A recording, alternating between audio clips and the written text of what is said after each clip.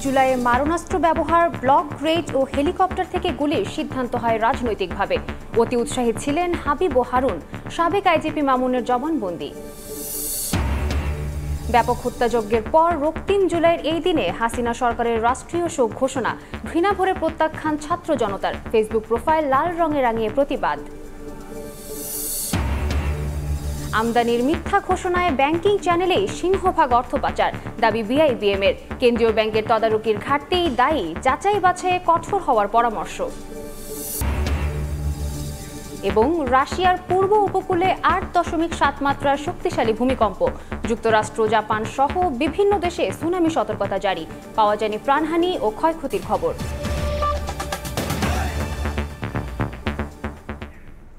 সকালের সময়ের সঙ্গে আছি আমি সাদিয়া তাসনিম।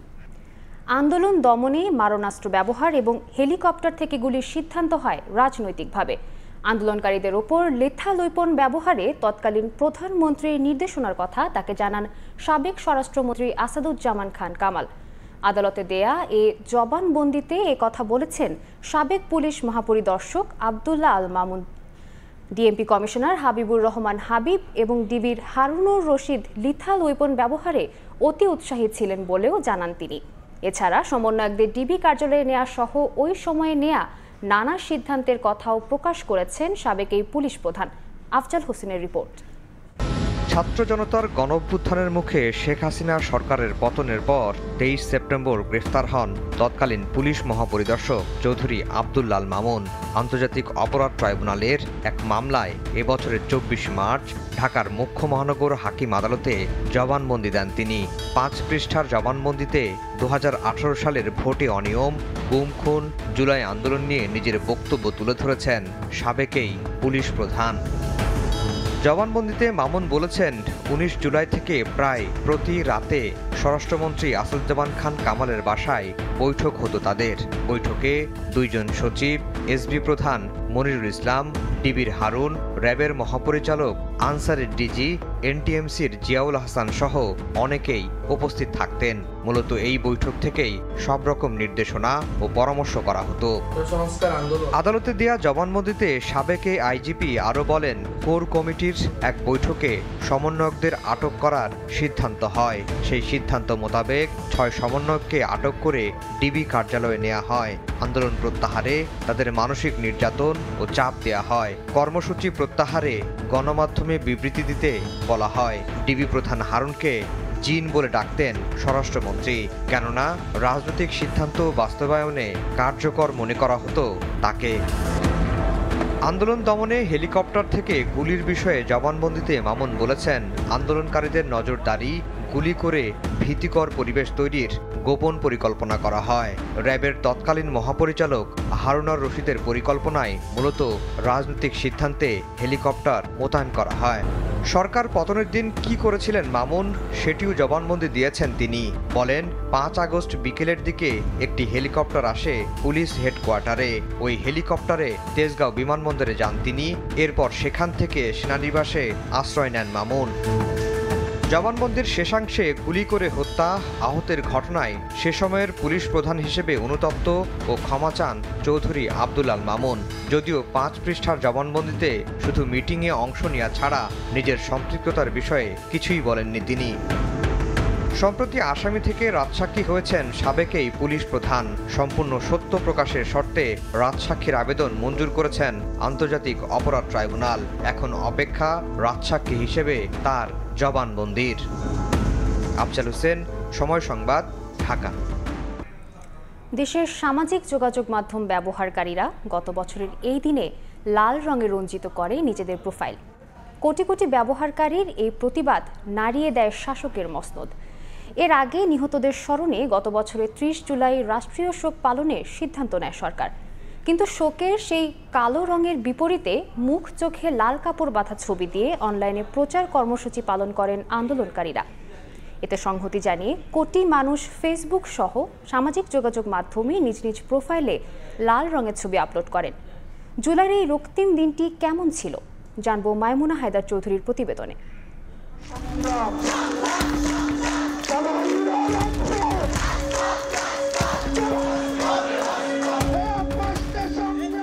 30 জুলাই 2024 ইতোমধ্যেই নিহত হয়েছেন শত শত মানুষ।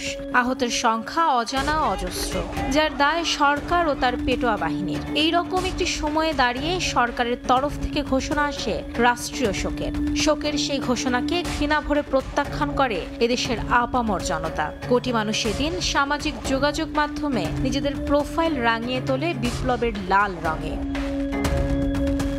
হত্যার বিচার চেয়ে মুখে লাল কাপড় বেঁধে মিছিলে নামে জনতা। শিক্ষার্থী ছাড়াও অন্যান্য শ্রেণী পেশার মানুষ যোগ দেন বিক্ষোভে।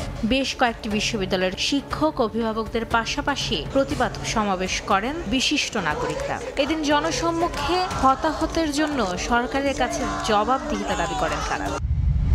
আমরা অ্যাক্টিভ হই, আমরা ভিডিও বার্তা দিয়ে বিভিন্ন নতুন নতুন কর্মসূচি, নতুন নতুন ফর্মুলা এনে দেয়াল লিখন, কখনো আমরা লাল পতাকা, লাল কাপড় বাঁধা চোখে মুখে, কখনো বা আমরা মার্চ ফর জাস্টিস, কখনো আমরা সমাজের সর্বস্তরের মানুষকে মূলত কানেক্ট করার চেষ্টা করেছি। এছাড়াও কারফিউ তুলে নেওয়া, ঢাকা বিশ্ববিদ্যালয়ের প্রশাসন ও সরকারের পদত্যাগ, শিক্ষা প্রতিষ্ঠান খুলে দেয়া, আটককৃত শিক্ষার্থীদের মুক্তি ও জাতিসংঘের অধীনে তদন্ত কমিশন করে হামলাকারীদের চিহ্নিত করে বিচার সহ 11 দফা দাবি জানায় ঢাকা বিশ্ববিদ্যালয়ের বিএনপি জামায়াতপন্থী শিক্ষকদের ফোরাম সাদদল।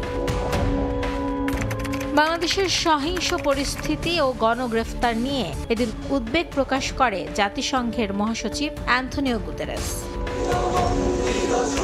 6 সমন্বয়ককে কোন আইনে ডিবি কার্যালয়ে রাখা হয়েছিল তা নিয়েও এদিন প্রশ্ন তোলে দেশের সর্বোচ্চ আদালত। একই সঙ্গে শিক্ষার্থীদের আন্দোলনে এত সহিংসতায় আদালত লজ্জিত বলেও জানায়। এত কিছুর মাঝে সরকার তখন ব্যস্ত জামাত শিবিরের রাজনীতি নিষিদ্ধ করার কাজে। সরকারের 3 মন্ত্রী জানান পরদিনের মধ্যেই নিষিদ্ধ হবে জামাত শিবিরের রাজনীতি। এই দলটাকে যদি আপনার নিষিদ্ধ করা হয় তাহলে আইন শৃঙ্খলা এবং দেশের রাজনীতিরও অনেক উন্নতি। জঙ্গির উত্থান বলুন, সন্ত্রাসের কার্যকলাপ চালানো বলুন, এগুলি করে যাচ্ছে। কাজেই এটা নিয়ে এখন 14 দল সহ সবাই রাজনৈতিক একটা সিদ্ধান্ত হয়েছে। সেই সিদ্ধান্তটা বাস্তবায়ন হওয়ার জন্য যে সমস্ত প্রক্রিয়ার দরকার সেগুলি চলছে। স্বাধীন বাংলাদেশে এই অপশক্তি আর কোনো সুযোগ না পায়। এদিকে পরদিন মার্চ ফর জাস্টিস কর্মসূচি ঘোষণা দেয় বৈষম্য বিরোধী ছাত্র আন্দোলন। তারা জানায় 9 দফা দাবি আদায়ের লক্ষ্যে দেশের সকল আদালত, ক্যাম্পাস এবং রাজপথে পালন হবে এ কর্মসূচি। মাইমুনা হায়দার চৌধুরী, সময় সংবাদ, ঢাকা। ওয়াশিংটনে বাংলাদেশি পণ্যে আরোপ করা শুল্ক হার কমাতে যুক্তরাষ্ট্রের প্রতিনিধি দলের সঙ্গে বাংলাদেশ দলের আলোচনা অনুষ্ঠিত হয়েছে। ওয়াশিংটনে বাংলাদেশ সময় মঙ্গলবার রাত 12:30টায় শুরু হওয়া এই আলোচনা চলে ভোর 5:30 পর্যন্ত। বৈঠকের আগে বাংলাদেশ প্রতিনিধি দল মঙ্গলবার ভোরে ওয়াশিংটনে এসে পৌঁছায়। বাংলাদেশ দলের নেতৃত্ব দেন বাণিজ্য উপদেষ্টা শেখ বশির উদ্দিন। বিভিন্ন মন্ত্রণালয়ে ও দফতরের কর্মকর্তারা ঢাকা থেকে বৈঠকে ভার্চুয়ালি অংশ নেন।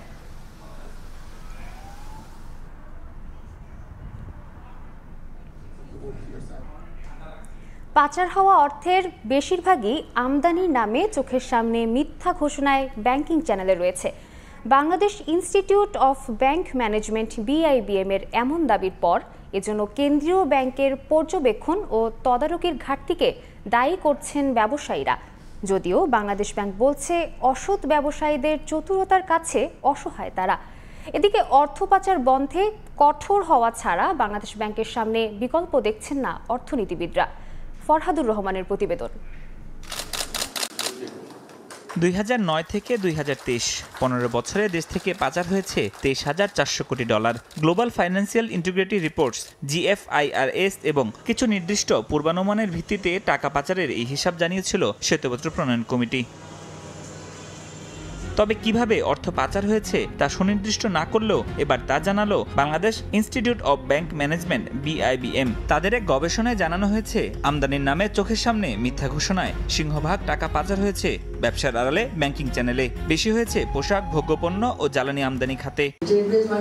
কত ধূর্ততার সাথে মানুষ করে, যারা করে এটা কিন্তু যে গাইডলাইন্স বা এগুলা দিয়ে ধরা যাবে না, এটা একদম আইকিউ অ্যাপ্লাই করতে হবে। আমদানি কার্যক্রমে দেশীয় ব্যাংকের পর্যবেক্ষণ ও তদারকির ঘাটতি ছিল উল্লেখ করে ব্যবসায়ীরা বলছেন সুতা ও গার্মেন্টসের মতো অন্যান্য খাতের লেনদেনও কঠোরতার সঙ্গে যাচাই বাছাই প্রয়োজন। মনিটরিং এর ব্যাপার আছে। আমাদের বাংলাদেশ ব্যাংক যদি তার দায়িত্ব অতীতে সঠিকভাবে পালন করত তাহলে হয়তো বা এত পরিমাণে মানি লন্ডারিং হওয়ার সুযোগ কম থাকতো। স্টিল মিল, রোলিং মিল, খাদ্য পণ্য, সেখানে এরকম কোনো টুলস কিন্তু আমার জানা মতে নাই। আমরা মনে করি ওই জায়গাগুলোতে সরকারের আরও লক্ষ্য দিতে হবে এবং সেখানে কিভাবে আরও টুলস বাড়ানো যায় যাতে মানি লন্ডারিং প্রবণতাটা কমে। দায় না এড়িয়ে দায়ীদের বিরুদ্ধে ব্যবস্থা আর পাচারের পথ বন্ধে সন্দেহজনক লেনদেনে কেন্দ্রীয় ব্যাংকের বিশেষ নজরদারি বাড়ানোর তাগিদ অর্থনীতিবিদদের। দায়িত্ব হলো যে এই দেশ থেকে যাতে ডলার বের হয়ে না যায় অবৈধভাবে সেটা নিশ্চিত করা। তো এবং এই জায়গাতে তারা যে ব্যর্থ হয়েছে, তো সেই ব্যর্থতাটা স্বীকার করা উচিত। সিস্টেম যেটা তৈরি হয়েছে, চ্যানেল তৈরি হয়েছে, সেগুলো তো বন্ধ করতে হবে। সন্দেহজনক লেনদেনগুলোই কিন্তু সমস্যার গোড়া। তো সেগুলো সন্দেহের কাতারে রেখে যে যদি আমরা ব্যবস্থা না নিই তাহলে কিন্তু আসলে এই মানি লন্ডারিংটাকে আমরা প্রতিহত করতে পারবো। আমলা ও রাজনীতিবিদ সহ জড়িতদের বিরুদ্ধে দৃশ্যমান ব্যবস্থা নিতে না পারলে দেশের অর্থ পাচার সংস্কৃতি বন্ধ করা সম্ভব হবে না বলেও মনে করেন অর্থনীতি বিশ্লেষকরা। ফরহাদুর রহমান, সময় সংবাদ, ঢাকা। দীর্ঘদিন ধরে কঠোর মুদ্রানীতি থেকে বের হতে না পারলেও আবারও বাড়তে পারে মূল্যস্ফীতি, এমন শঙ্কার কথা জানাচ্ছেন অর্থনীতিবিদরা। ব্যবসায়ীরা বলছেন সুদহার বেশি থাকলে যেমন বাড়বে উৎপাদন ব্যয়, তেমনি কমবে বিনিয়োগ, যা ভোগাবে সাধারণ মানুষকে। আগামী বৃহস্পতিবার ঘোষণা হতে যাওয়া চলতি অর্থবছরের প্রথম মুদ্রানীতি তাই শিথিল করার পক্ষে তারা। বাংলাদেশ ব্যাংকের আভাস, সংকোচনমুখী পথ থেকে সরে না এলেও এবার কিছুটা ছাড় দিতে চান তারা। দীর্ঘদিন ধরে উচ্চমূল্যস্ফীতি নিয়ন্ত্রণে সংকোচনমুখী মুদ্রানীতি নিয়ে আসছে বাংলাদেশ ব্যাংক। সবশেষ গেল বছরের 27 অক্টোবর থেকে নীতি সুদহার আরোপ করা হয় 10%, যা এখনও বহাল আছে। এর প্রভাবে ব্যাংক ঋণের সুদহার উঠে আছে 15% পর্যন্ত। গেল এক বছরের উদ্যোগে 1% ঘরে নেমেছে মূল্যস্ফীতির হার। তবে তা করতে গিয়ে বেসরকারি খাতে ঋণ প্রবৃদ্ধি নেমে গেছে 7% নিচে, যা কেন্দ্রীয় ব্যাংকের নির্ধারিত লক্ষ্যমাত্রার চেয়ে 3.1% কম। এমন অবস্থায় আগামী বৃহস্পতিবার মুদ্রানীতি ঘোষণা করতে যাচ্ছে কেন্দ্রীয় ব্যাংক, যেখানে বিনিয়োগ বান্ধব রূপরেখা চান ব্যবসায়ীরা। আমরা যেভাবে ইন্টারেস্ট রেট 9% থেকে 15% লেভেলে নিয়ে এসেছি, তাতে কিন্তু অনেক ব্যবসার পক্ষে আসলে আর এটা সাস্টেন করা সম্ভব হচ্ছে না। আবার একই সাথে তাদের যে এক্সিস্টিং লোন যেগুলো আছে সেটাও আসলে সার্ভিস করাটা কঠিন হয়ে পড়ছে। ফলে আমাদের যে কুঋণ বাড়ছে, এটার কিন্তু একটা বড় চাপ আসছে আসলে এই পার্টিকুলার ইন্টারেস্ট রেট মেকানিজমের ফলে। অর্থনীতিবিদরা বলছেন বিনিয়োগ ও উৎপাদন বাড়াতে না পারলে আবারও লাগামহীন হতে পারে মূল্যস্ফীতি। বিনিয়োগ যদি আমরা বাড়াতে চাই তাহলে ঋণের সুদের হারটা কমাতে হবে, এবং ঋণের সুদের হার কমানোর জন্য আসলে আমাদের স্ট্যান্ডার্ড লেন্ডিং ফ্যাসিলিটি সেটার রেটটা কমাতে হবে। এটা যদি এই মুহূর্তে 11.5 আছে, যদি 10.5 করা হয় বা অন্তত 11 করা হয়, তাহলে সেক্ষেত্রে করেসপন্ডিংলি ঋণের সুদের হারটাও কমবে। ভোক্তা ব্যয়ের চাপ কমতে থাকায় ধীরে ধীরে শিথিল হচ্ছে আমদানি কঠোরতা। এই অবস্থায় এবারের কঠোর সংকোচনমুখী মুদ্রানীতি থেকে সরে আসার আভাস বাংলাদেশ ব্যাংকের। আগামী ডিসেম্বর পর্যন্ত আমরা একটু সংকোচনমূলক নীতি অবলম্বন করতে চাচ্ছি, কারণ আমরা মূল্যস্ফীতিটা আরেকটু নিয়ন্ত্রণ করতে চাচ্ছি। সংকোচনমূলক নীতি থেকে বের হয়ে আসার মূল উদ্দেশ্য হবে হচ্ছে বিনিয়োগ উৎসাহিত করা। সর্বশেষ যে ষান্মাসিক যেটা ঘোষণা করা হয়েছিল, তার সাথে যদি বিভিন্ন প্যারামিটার কম্পেয়ার করি, সুযোগ আছে। নির্বাচনের তফসিল ঘোষণা হলে বেসরকারি খাতের বিনিয়োগ বাড়বে বলে আশা এই কর্মকর্তার। নির্বাচনে হাওয়া শুরু হলেই। MS আরিফিন, সময় সংবাদ, ঢাকা। ভাগ্য বদলের আশায় প্রতি বছরই ইউরোপে পাড়ি জমাতে গিয়ে দালাল চক্রের খপ্পরে পড়ে সর্বস্ব হারাচ্ছেন বাংলাদেশের হাজারো যুবক। ভিনদেশের মাটিতে মাফিয়ার হাতে পড়ে সহ্য করতে হচ্ছে নির্যাতন। মুক্তিপণের টাকা দিতে গিয়ে অনেক পরিবার হচ্ছে সর্বশান্ত। তারপরও থামছে না দালাল ধরে অবৈধ পথে বিদেশ যাত্রার প্রবণতা। গবেষণা বলছে কেবল ভূমধ্যসাগর পাড়ি দিয়ে ইউরোপে যাওয়ার তালিকায় বিশ্বে 1 নম্বরে বাংলাদেশ। বিশ্ব মানব পাচার প্রতিরোধ দিবসে জুম্মান সাদিক জ্যাভলিনের রিপোর্ট, ক্যামেরায় ছিলেন নুরুল ইসলাম। আমার ছেলের ফাউড়ি বান্ধা আত্রি বান্ধা ওরা মারতাস, আমি কি আমার ছেলের মারেন কি? আরে ওরা টাকা দিয়ে 25 লাখ না তোর ছেলের মেরে ফেলো, আমি কি আপনার মারেন কেন? আমার ছেলে তো কোনো অপরাধ করেন। তোর ছেলে লিবিয়া আছে, লিবিয়া তোরা যে পাঠাইছে ওর লাগে যোগাযোগ করে পোলা বাছাই তুলে 25 লাখ টাকা দিতে হইব। লিবিয়ায় জিম্মি ছেলের নির্যাতনের বর্ণনা দিতে গিয়ে বারবার আবেগাপ্লুত হয়ে পড়ছিলেন মুন্সিগঞ্জের কৃষক সাদেক শিকদার। 2024 সালের জানুয়ারিতে ছেলে রিপন শিকদারকে ইতালি পাঠাতে স্থানীয় দালালকে দেন 15 লাখ টাকা। কথা ছিল দুবাই হয়ে যাবেন ইতালিতে, কিন্তু সেখানে আর পৌঁছাতে পারেননি তিনি। দুবাইয়ে রিপনকে তুলে দেওয়া হয় আরেক দালালের হাতে। ওই জায়গায় রাখছিল, একটা রুমের মধ্যে বন্দি করে রাখছিল 6-7 দিন। বন্দি অবস্থা দিয়ে তারপর আমাদেরকে পাসপোর্ট নিয়ে গেছিল। নেওয়ার পরে আমাদেরকে পাসপোর্ট হাতে দিয়ে আমাদের মিশরের ফ্লাইট দিছে, ট্রানজিট দিছে। ওই জায়গায় ট্রানজিটের পরে লিবিয়াতে নেওয়া হয়। রিপনের মতোই নির্যাতনের শিকার গাজীপুরের মাসুদ মোল্লা আর রাজধানীতে বাসকারী স্বপন। তারাও পেয়েছিলেন ভালো চাকরির প্রলোভন। ঝুলায় ঝুলায় পিটায়, খাবার দেয় না, রড দিয়ে বাইরে আয়, তারপরে কারেন্টে শর্ট দেয়।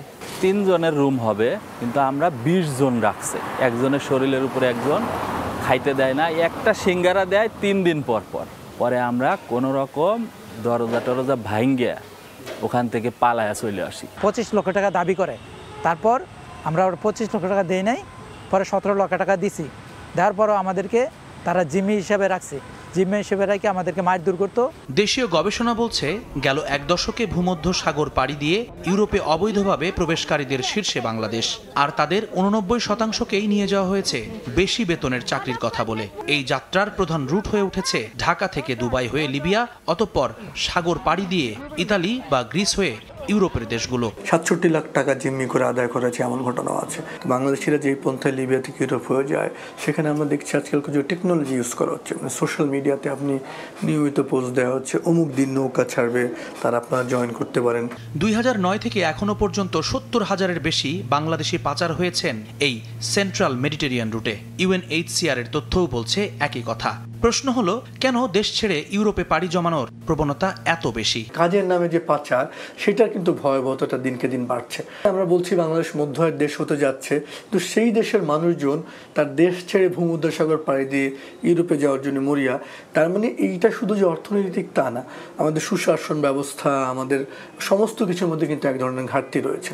সরকারি নথি অনুযায়ী 2024 সালে মানব পাচার আইনে দেশে মামলা হয়েছে 1135টি, আর নিষ্পত্তি হয়েছে মাত্র 651টি মামলার।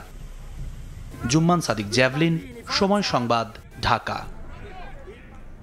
12 কোটি টাকা দামের গাড়ি নিলামে মাত্র 1 থেকে 5 লাখ টাকা দর ওঠায় এমপি সুবিধায় 30টি গাড়ি নিয়ে বেকায়দায় পড়েছে চট্টগ্রাম কাস্টম হাউস।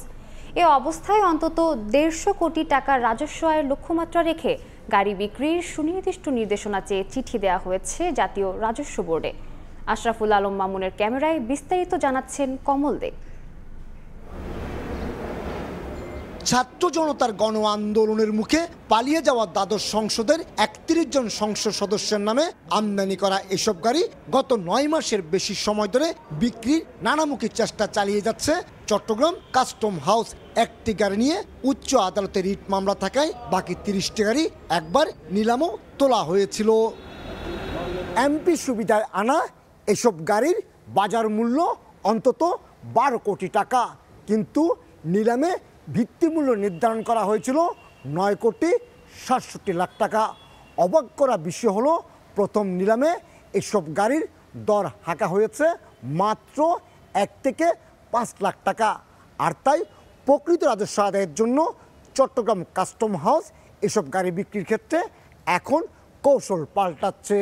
এর মধ্যে 21টি গাড়িতে নিলাম বিট হলো, 9টি গাড়ি কিনতে আগ্রহী কেউ ছিল না। শুধুমাত্র একটি গাড়ি সর্বোচ্চ দরদাতা হিসেবে 3 কোটি 10 লাখ টাকা প্রস্তাব করলো। বাকি সবগুলি গাড়ির দর ছিল 1 লাখ থেকে 30 লাখ টাকার মধ্যে। আর তাই প্রথম নিলামের পর দ্বিতীয় নিলামও স্থগিত করা হয়।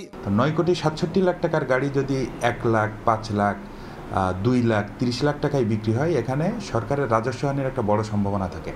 এই জন্য পরবর্তীতে আমরা এটা নিলামে না তুলে আমরা জাতীয় রাজস্ব বোর্ডের কাছে মতামত চেয়েছি। আইন অনুযায়ী দ্বিতীয় নিলামে প্রথম নিলামের চেয়ে দর বেশি উঠলে বিডারের বিপরীতে গাড়ি হস্তান্তর করতে বাধ্য চট্টগ্রাম কাস্টম হাউস। এক্ষেত্রে অন্তত 150 কোটি টাকার বেশি সরকার রাজস্ব থেকে বঞ্চিত হওয়ার শঙ্কা সৃষ্টি হয়েছে।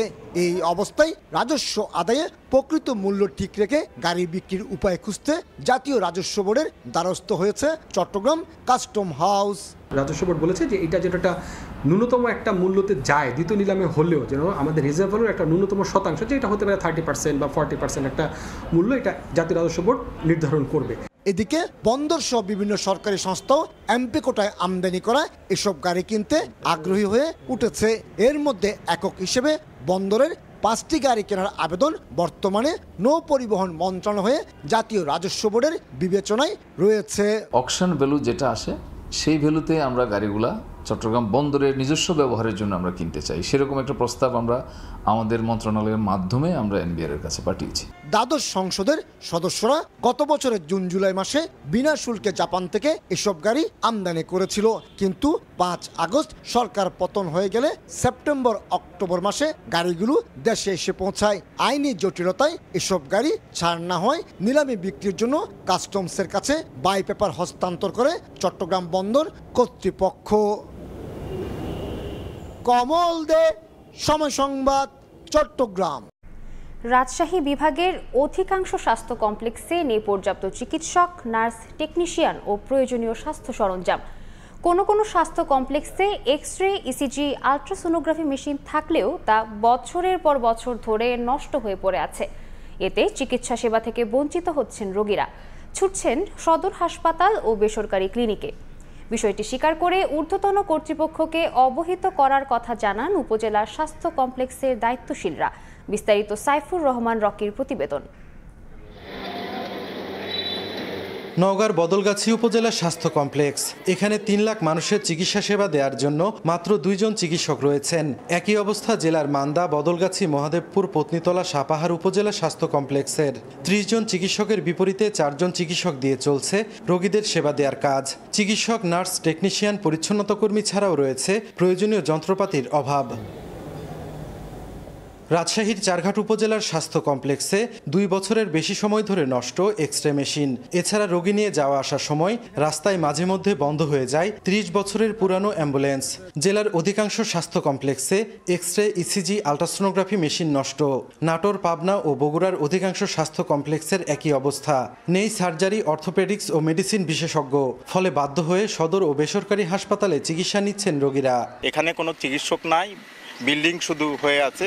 এখানে আমাদের অতি সত্ত্বর ডাক্তার এবং নার্সের প্রয়োজন এবং এখানে আধুনিক যন্ত্রপাতির প্রয়োজন। যে কোনো কাজের ক্ষেত্রে বলছে এখানে হবে না, বাইরে হবে, বেসরকারিতে পাঠিয়ে দিচ্ছে। তো কোনো টেস্টই হয় না সদরে, সবই তো বাইরে টেস্ট। তা আমরা গরিব মানুষ অত টাকা কই পাবো? অনেক পুরাতন গাড়ি, অনেক সময় রোগী নিয়ে যেতে লাগে বন্ধ হয়ে যায়। বিষয়টি অবলীলায় স্বীকার করে স্বাস্থ্য কমপ্লেক্সের দায়িত্বশীলরা বলছেন, চিকিৎসক সংকট ও প্রয়োজনীয় স্বাস্থ্য সরঞ্জামের অভাব থাকলেও সাধ্য অনুযায়ী রোগীদের চিকিৎসা সেবা দেওয়ার চেষ্টা করছেন তারা। 1/3 কনসালটেন্টকে নিয়ে আমরা আসলে চিকিৎসা সেবা দিচ্ছি, সেই ক্ষেত্রে তো অবশ্যই কাঙ্ক্ষিত চিকিৎসা সেবায় কিছুটা প্রভাব পড়ছেই। চিকিৎসক সংকট এবং আমার জনবলের প্রচণ্ড সংকট। ইভেন আমার যে প্রশাসনিক, যে আমার অফিসে, সেখানে একজন মাত্র লোক। এ বিষয়ে প্রয়োজনীয় ব্যবস্থা নেওয়ার কথা জানান সিভিল সার্জন। চিকিৎসক নিয়োগের জন্য আমরা ঊর্ধ্বতন কর্তৃপক্ষকে ইতিপূর্বে জানিয়েছি এবং তারা সচেষ্ট আছে। জনবল খুব শীঘ্রই দিলে আমরা সেখানে পূর্ণাঙ্গভাবে হাসপাতালের সেবা চালু রাখতে পারবো। রাজশাহী বিভাগের 8 জেলায় স্বাস্থ্য কমপ্লেক্স রয়েছে 65টি, আর শয্যার সংখ্যা প্রায় 3000। এখানে বছরে 12 লাখের বেশি রোগী চিকিৎসা নেন। সাইফুর রহমান রকি, সময় সংবাদ, রাজশাহী। রাজশাহীতে আলু বিক্রি করে উঠছে না উৎপাদন ব্যয়। হিমাগারের ভাড়া মিটিয়ে মোটা অঙ্কের লোকসানে কৃষক। গত বছর দাম বেশি হওয়ায় এবার আলু উৎপাদন লক্ষ্যমাত্রা ছাড়িয়েছে। চাহিদার চেয়ে যোগান বেশি হওয়ায় কমেছে দাম। কৃষকের পাশাপাশি লোকসানে মৌসুমি ব্যবসায়ীরাও। আলুর ন্যূনতম দাম নির্ধারণ ও বিশেষ ব্যবস্থায় বিক্রির দাবি তাদের। হাবিবুর রহমান পাপড় ছবিতে মওদুদ রানার প্রতিবেদন। রাজশাহী তানোরে 400 বিঘা জমিতে আলু চাষ করেছেন কৃষক আব্দুর রাজ্জাক। আলু চাষ করে এবার লোকসানের মুখে তিনি। এখন 12 টাকা স্টোরে বিক্রি হয়েছে, ঘাটতি আছে, দিয়ে আমাদের কোনো ক্যাশই থাকছে না। কৃষক ও কৃষি বিপণন অধিদপ্তরের তথ্য মতে এবার প্রতি কেজি আলুর উৎপাদন খরচ 21 থেকে 25 টাকা, হিমাগার ভাড়া 6 টাকা, বস্তা, পরিবহন, শ্রমিক ব্যয় ও নষ্ট আলুর হিসেবে বাজারজাত করা পর্যন্ত মোট ব্যয় 28 থেকে 33 টাকা।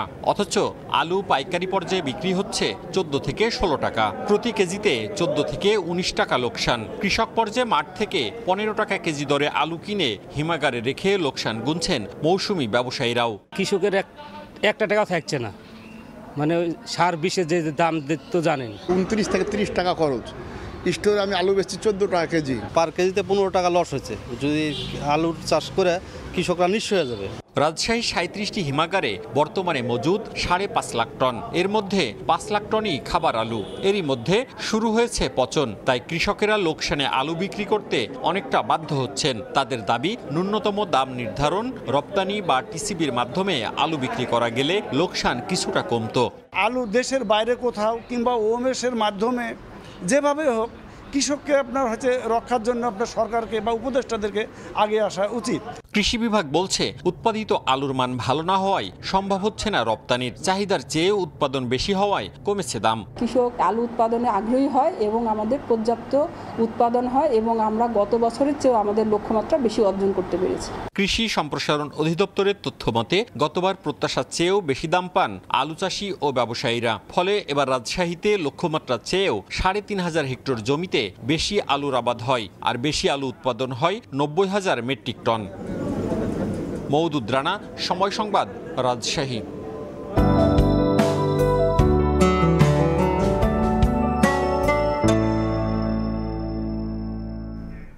জানাবো বায়ুমানের খবর। বায়ুমান বিষয়ক সংস্থা আইকিউ এয়ার এর সূচক অনুযায়ী আজকের বাংলাদেশের বাতাসের মান: ঢাকা বিভাগে বায়ুর মান 82, যা সন্তোষজনক, বাতাসের আর্দ্রতা 83। চট্টগ্রাম বিভাগে বায়ুর মান 59, যেটিও সন্তোষজনক, বাতাসের আর্দ্রতা 90। রাজশাহী বিভাগে বায়ুর মান 97, যা সন্তোষজনক, বাতাসের আর্দ্রতা 92। সিলেট বিভাগে বায়ুর মান 77, এটিও সন্তোষজনক, বাতাসের আর্দ্রতা 86। খুলনা বিভাগে বায়ুর মান 56, যা সন্তোষজনক, বাতাসের আর্দ্রতা 87। বরিশাল বিভাগে বায়ুর মান 65, এটি সন্তোষজনক, বাতাসের আর্দ্রতা 86। রংপুর বিভাগে বায়ুর মান 78, যেটিও সন্তোষজনক, বাতাসের আর্দ্রতা 91। ময়মনসিংহ বিভাগে বায়ুর মান 77, এটিও সন্তোষজনক, বাতাসের আর্দ্রতা 91। সারা দেশে বায়ুর মান সবচেয়ে ভালো খুলনা 56, সারা দেশে বায়ুর মান সবচেয়ে খারাপ রাজশাহী 97। রাশিয়ার পূর্ব উপকূলে 8.7 মাত্রার শক্তিশালী ভূমিকম্পের পর একাধিক দেশে জারি হয়েছে সুনামি সতর্কতা। কামচাটকা উপদ্বীপে 3 থেকে 4 মিটার উচ্চতার জলোচ্ছ্বাস আছড়ে পড়েছে। মার্কিন ভূতাত্ত্বিক জরিপ সংস্থা জানায়, রাশিয়ার পূর্বাঞ্চলে 8.7 মাত্রার ভূমিকম্প আঘাত হানে। এর পরপরই রাশিয়ার কামচাটকা অঞ্চলে 3 থেকে 4 মিটার উচ্চতার সুনামি ধেয়ে আসে। জাপান আবহাওয়া সংস্থা 1 মিটার উচ্চতার ঢেউয়ের সতর্কতা জারি করেছে। হাওয়াই রাজ্যের জন্য তাৎক্ষণিক সুনামি সতর্কতা দেয় প্যাসিফিক সুনামি ওয়ার্নিং সেন্টার। হাওয়াই কর্তৃপক্ষ বলছে, ভূমিকম্পটি বিধ্বংসী ঢেউ সৃষ্টি করতে পারে, তবে এখনো পর্যন্ত ক্ষয়ক্ষতির কোনো তথ্য পাওয়া যায়নি।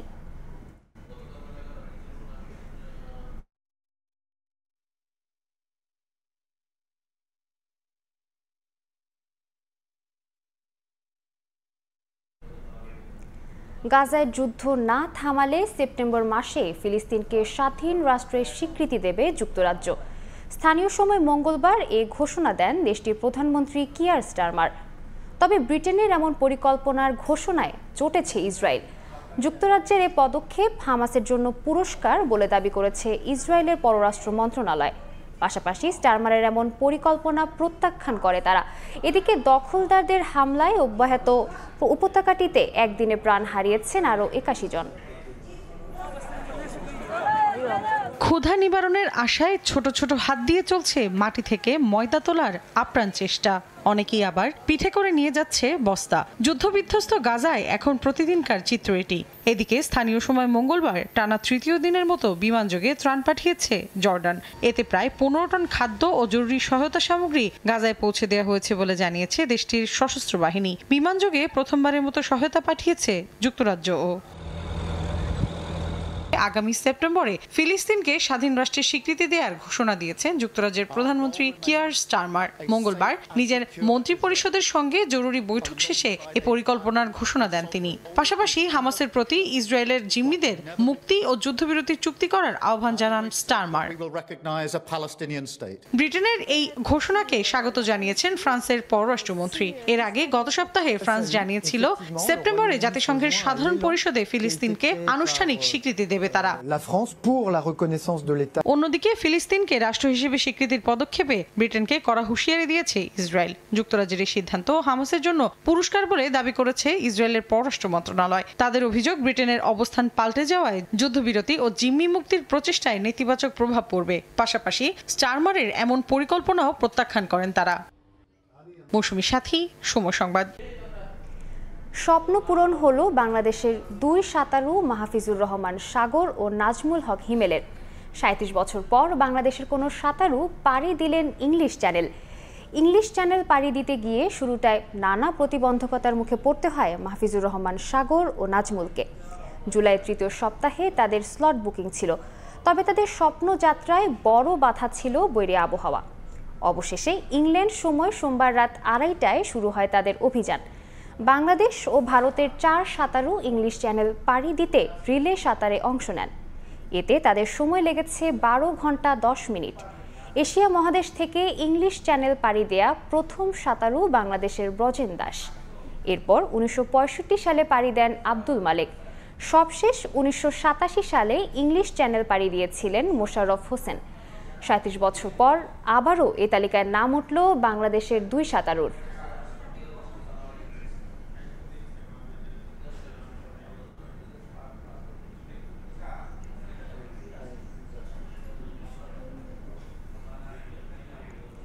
বিপিএলে কাজ করার আগ্রহ প্রকাশ করেছে স্পোর্টস ম্যানেজমেন্ট প্রতিষ্ঠান আইপিজি।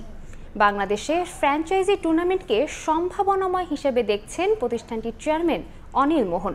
তবে নির্ধারণ করতে হবে টুর্নামেন্ট আয়োজনের নির্দিষ্ট একটি সময় ও চূড়ান্ত করতে হবে মডেল। এছাড়া সঠিক ফ্র্যাঞ্চাইজি মালিকদের দল দেয়া এবং ভালো মানের ক্রিকেটারদের আগ্রহ বাড়াতে পারলে বিপিএলও বিশ্বের অন্যতম সেরা লিগে পরিণত হবে বলে মনে করেন প্রতিষ্ঠানটির প্রধান নির্বাহী। বাংলাদেশ প্রিমিয়ার লিগ হতে চেয়েছিল ফ্র্যাঞ্চাইজি লিগে বিশ্বের অন্যতম সেরা, তবে 11টি আসরে সঙ্গী হয়েছে কেবল বিতর্ক আর সমালোচনা। তবে 12তম আসরে ভিন্ন পথে হাঁটার পরিকল্পনা বিসিবির, দায়িত্ব দিয়ে দিতে চায় স্পোর্টস ম্যানেজমেন্ট কোম্পানির হাতে। সারাও মিলছে বিশ্বের অন্যতম সেরা প্রতিষ্ঠানগুলোর কাছ থেকে। বিপিএলে কাজ করার আগ্রহ দেখিয়েছে দুবাই ভিত্তিক স্পোর্টস ম্যানেজমেন্ট প্রতিষ্ঠান আইপিজি। বিশ্বের বড় বড় প্রায় সব ক্রিকেট বোর্ড ও ফ্র্যাঞ্চাইজি লিগে কাজ করার অভিজ্ঞতা আছে তাদের। বিপিএল এর সমস্যাটাও ঠিকই ধরতে পেরেছেন প্রতিষ্ঠানটির প্রধান নির্বাহী। বিপিএল ভালো মানের টি-20 লিগ, বিগত কয়েক বছর এটা সঠিকভাবে পরিচালনা হয়নি। মডেল ভালো, কিন্তু কিছু দিকে অনেক সমস্যা রয়েছে, সেগুলো ঠিক করলে এটা অনেক উপরে যাবে। আমরা বিগত 5 বছর ধরে সফলভাবে লঙ্কা প্রিমিয়ার লিগ পরিচালনা করছি। দল বিক্রি, মিডিয়া রাইটস, প্রোডাকশন সবকিছুই আমরা পরিচালনা করেছি। সেই অভিজ্ঞতা দিয়েই এখানে কাজ করতে চাই। বিপিএল নিয়ে মানুষের প্রশ্নের শেষ নেই। ফ্র্যাঞ্চাইজি মালিকদের ক্রিকেটারদের অর্থ না দিয়ে পালিয়ে যাওয়ার নজির আছে। ভালো মানের বিদেশি ক্রিকেটাররাও আগ্রহ দেখায় না এই লিগ খেলতে। তারপরও বিপিএল নিয়ে কেন এত আগ্রহ এই প্রতিষ্ঠানের? বাংলাদেশের বাজার বাণিজ্যিকভাবে সম্ভাবনাময়। শ্রীলঙ্কা, আমিরাত অন্য যে কোনো দেশের চেয়েও বেশি। তবে বড় চ্যালেঞ্জ সঠিক সময় নির্ধারণ করা। প্রতিটি লিগের নির্দিষ্ট সময় থাকে। বিপিএলেরও এমন সময় বের করতে হবে যাতে অন্য লিগের সাথে সাংঘর্ষিক না হয়। বিসিবি হয়তো ভাববে এটা নিয়ে। আশা করি তাহলে বড় ক্রিকেটার এবং স্পন্সররা আগ্রহ পাবে। শ্রীলঙ্কা, আফগানিস্তান, যুক্তরাষ্ট্র, ওয়েস্ট ইন্ডিজ, বিশ্বের অনেক দেশের ফ্র্যাঞ্চাইজি লিগই কাজ করেছে এই প্রতিষ্ঠান। এসব প্রতিষ্ঠানের মাধ্যমেই সেসব লিগে যুক্ত হয় অন্য দেশের ফ্র্যাঞ্চাইজি। বিপিএলও অন্য দেশের ফ্র্যাঞ্চাইজি যুক্ত হওয়ার গুঞ্জন আছে। আমরা সাউথ আফ্রিকা, আফগানিস্তান, পাকিস্তান, যুক্তরাষ্ট্র, ওয়েস্ট ইন্ডিজে সফলভাবে লিগ আয়োজন করেছি। জিম্বাবুয়ে লিগ নিয়েও কথা চলছে। আমি আত্মবিশ্বাসী এখানেও আমরা ভালো কাজ করব। তবে ভালো মালিক পাওয়া জরুরি। বিশ্বের অন্য জায়গা থেকে ফ্র্যাঞ্চাইজি আনার চেষ্টা করব। তবে একটা ভালো মডেল যখন তৈরি করতে পারবো, তখন বিশ্বের অনেক জায়গা থেকে দল আসবে, অনেক অর্থ আয় হবে। আইপিজি ছাড়াও আইএমজি স্পোর্টস ম্যানেজমেন্ট প্রতিষ্ঠানও আগ্রহ দেখাচ্ছে বিপিএল আয়োজনের জন্য। তামিম হোসেন, সময় সংবাদ। সকালের সময়ে শীর্ষ সংবাদগুলো জানিয়ে দিচ্ছি আরেকবার। জুলাইয়ে মারণাস্ত্র ব্যবহার, ব্লক রেড ও হেলিকপ্টার থেকে গুলির সিদ্ধান্ত হয় রাজনৈতিকভাবে। অতি উৎসাহী ছিলেন হাবিব ও হারুন, সাবেক আইজিপি মামুনের জবানবন্দি। ব্যাপক হত্যাযজ্ঞের পর রক্তিম জুলাইয়ের এই দিনে হাসিনা সরকারের রাষ্ট্রীয় শোক ঘোষণা। ঘৃণাভরে প্রত্যাখ্যান ছাত্র জনতার, ফেসবুক প্রোফাইল লাল রঙে রাঙিয়ে প্রতিবাদ। এবং রাশিয়া পূর্ব উপকূলে 8.7 মাত্রার শক্তিশালী ভূমিকম্প। যুক্তরাষ্ট্র, জাপান সহ বিভিন্ন দেশে সুনামি সতর্কতা জারি। পাওয়া যায়নি প্রাণহানি ও ক্ষয়ক্ষতির খবর।